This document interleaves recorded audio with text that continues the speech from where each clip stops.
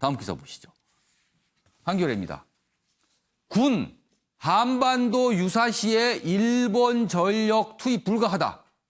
일본 전력은요, 이른바 일본의 군, 자위대, 병력과 군수 이런 게 들어온다는 거예요. 일본 전력 투입 불가하다. 유엔사의 확대 기류를 견제했다. 이렇게 적고 있습니다.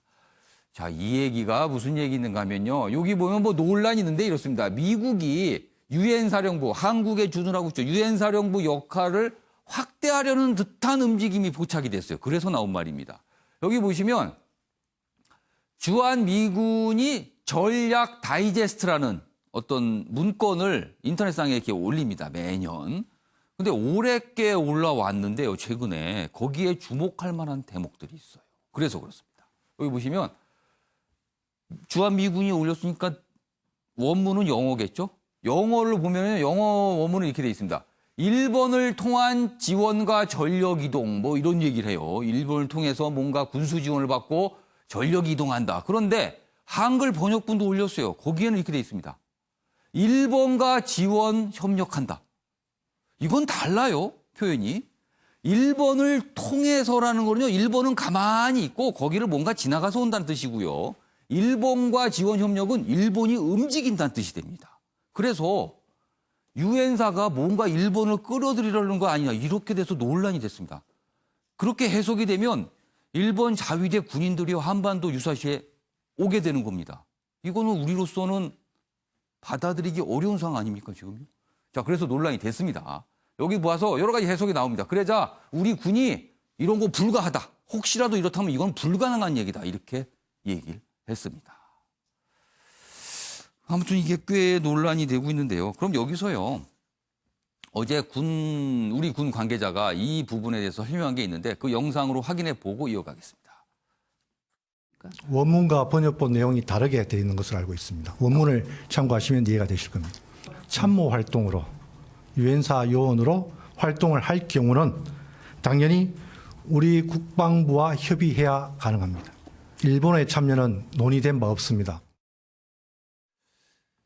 이른바 전략 제공국 명단에 일본을 추가할 수 있다. 이게 핵심입니다. 전략 제공국은요. 6.25 전쟁에 참전을 했고 그 이후에 우리 한반도에서 비상사태가 발생할 시 기꺼이 도울 의사가 있는 국가들, 이 국가를 말하는 건데 거기에 일본을 넣으려는 듯한 움직임이 있기 때문에 지금 문제가 되는 겁니다.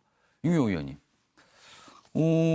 이거 단순 실수로 봐야 될까요? 아니면 뭔가 움직임이 진짜 있는 걸까요? 해명은 단순 실수라고 하니까 그 이상 뭐가 있지 않느냐라고 우기기는 어렵지만 좀 크게 볼 필요가 있는 게요. 미군이 한국에 와 있는 지휘사령부에 세 가지 형태가 있습니다. 당연히 주한미군 사령부가 출발이고 한미연합사령부가 있고요. 그리고 이제 유엔군 사령부가 있습니다.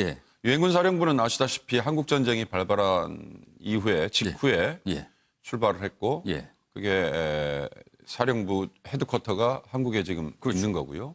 당연히 16개 참전국 위주로 구성이 되어 있습니다. 그렇습니다. 지금까지 그렇게 구성이 되고 운영되어 있습니다. 그런데 최근에 미묘한 변화들이 있었습니다.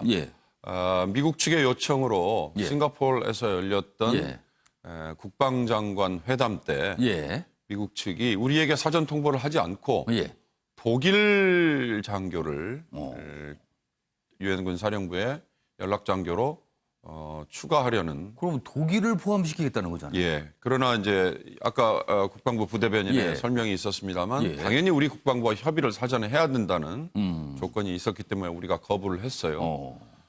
독일은 사실 한국전쟁에 직접 참여한 16개 나라는 아니거든요. 전쟁이 끝난 이후에 의료진을 보냈던 그렇습니다.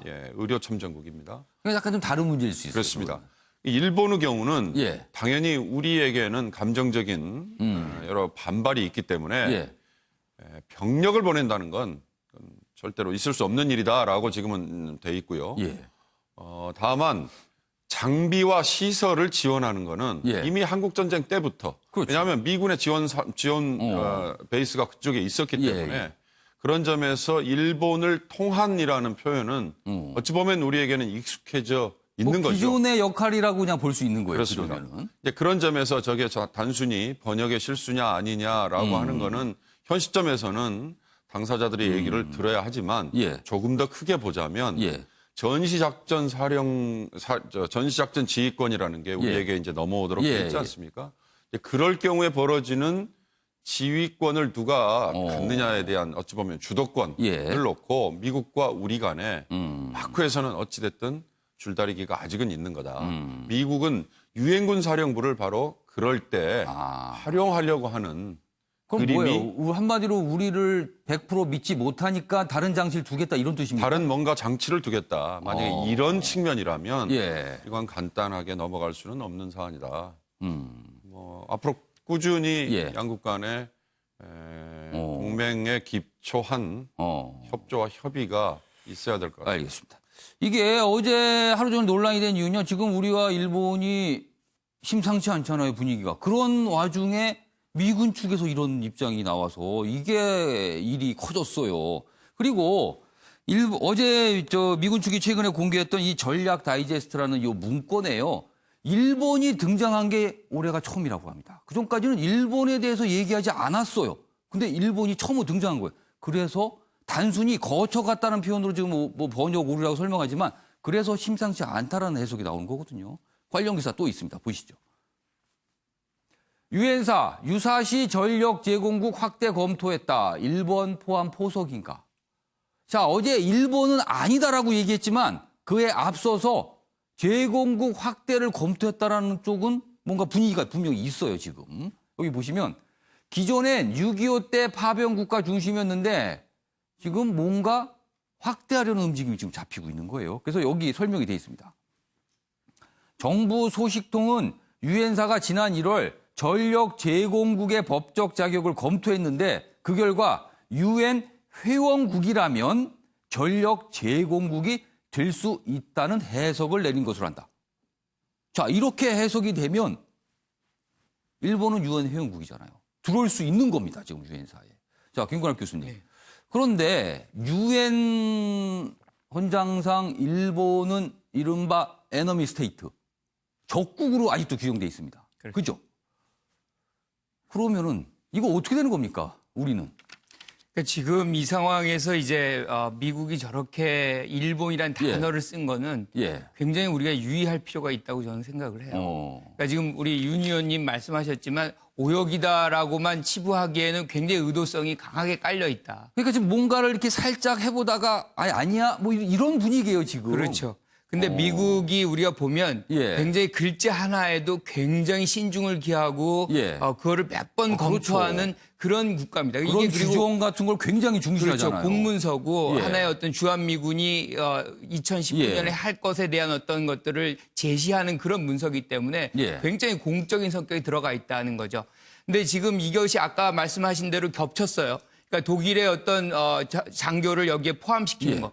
근데 이게 미국 기조와 부합한다고 저는 생각을 해요. 그러니까 미국이 지금 경제적으로 쇠락한 이후에 거의 모든 전 세계 영역에서 사실 어떻게 보면 손을 빼는 그래서 실질적으로 자기의 부담을 줄여가는 그런 환경에 있기 때문에 그런 과정 속에서 다른 국가들의 참여를 한국의 어떤 유엔사의 역할에 부합을 시키고 그러니까 더 강화를 시키고 본인의 어떤 부담을 줄이는 그런 부분이 하나 있다. 이렇게 우리가 판단을 해야 될 것 같아요. 그래서 미국의 의도가 여기에 분명히 있기 때문에 이걸 굉장히 예의주시하고 일본이라든가 독일이라든가 어떻게 보면 우리랑 전혀 상관없는 그런 국가들이 여기에 개입하는 부분들에 대해서는 조금 경계를 할 필요가 있겠다 이렇게 생각을 합니다. 아무튼 뭐 미군 측에서는 아니라고 설명을 했어요. 그렇지만 우리 입장에서는 아닌 게 아니라 개운하지가 영 않습니다. 그래서 이게 그냥 단순히 이런 해프닝으로 끝날 것인가 이거는 좀 더 지켜봐야 될 상황이 아닌가 합니다.